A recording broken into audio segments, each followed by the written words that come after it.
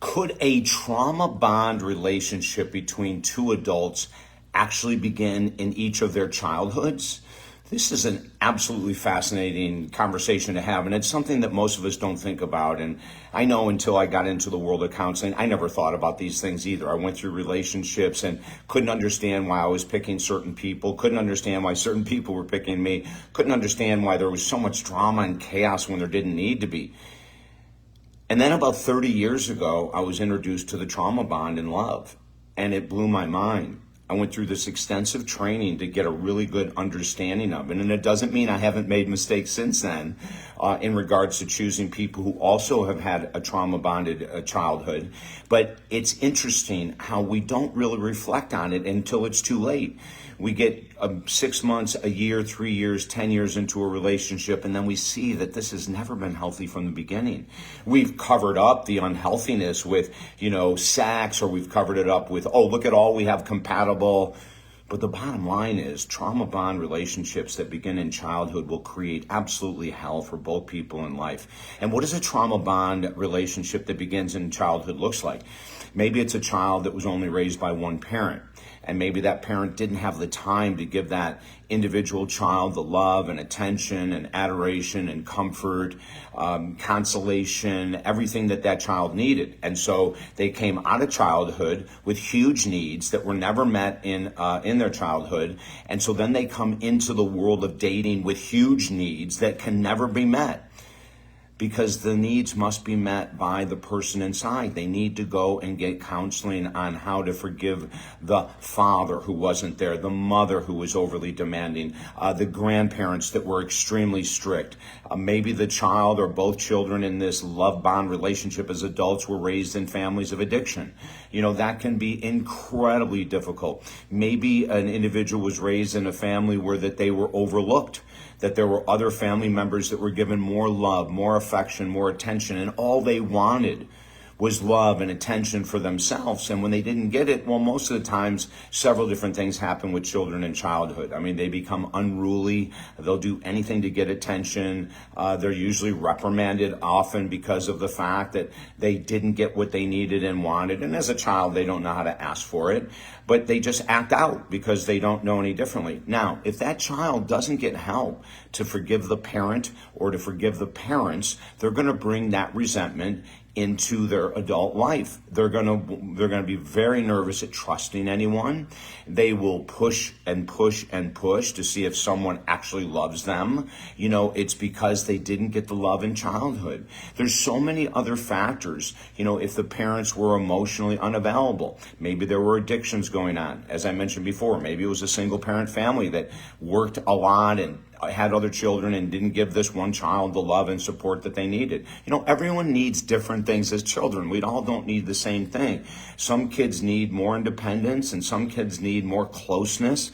But if you didn't get what you wanted, needed, desired in childhood, and you haven't worked with a professional, you're going to carry those resentments, that untrustedness. I've made so many videos in the past of women who were raised without a positive father figure, who were raised without someone that they could call dad or they could call father or something like that. If they had no one, or even if they couldn't call them that name, they knew that person was always there for them.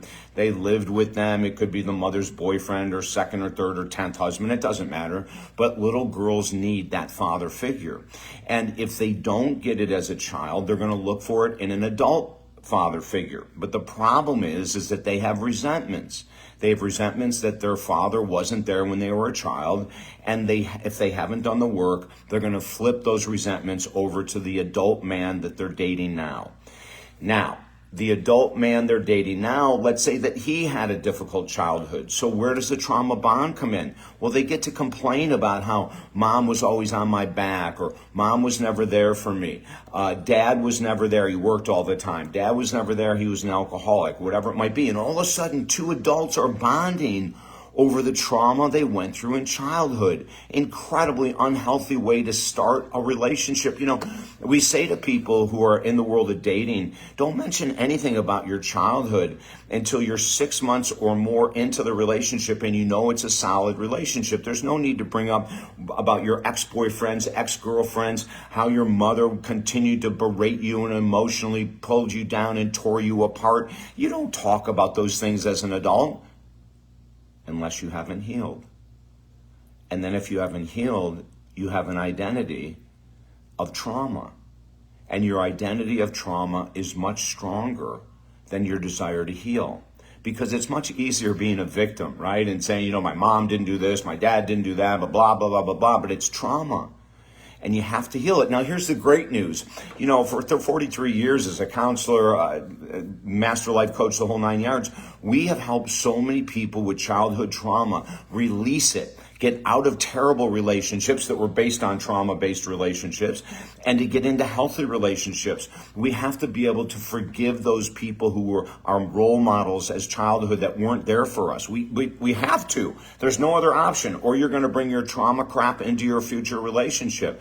You know, the other thing when we look at trauma-based relationships is that a lot of times those people in trauma will talk a lot about their former boyfriends, their former girlfriends, their former husbands, and sometimes they talk about them extremely positively. Oh, I remember this, and he was the greatest at that, and he was the greatest. Well, a normal person that didn't have trauma doesn't do that. They don't start bragging about their past boyfriends and girlfriends and husbands and wives when they're in a new relationship, right? That doesn't make sense.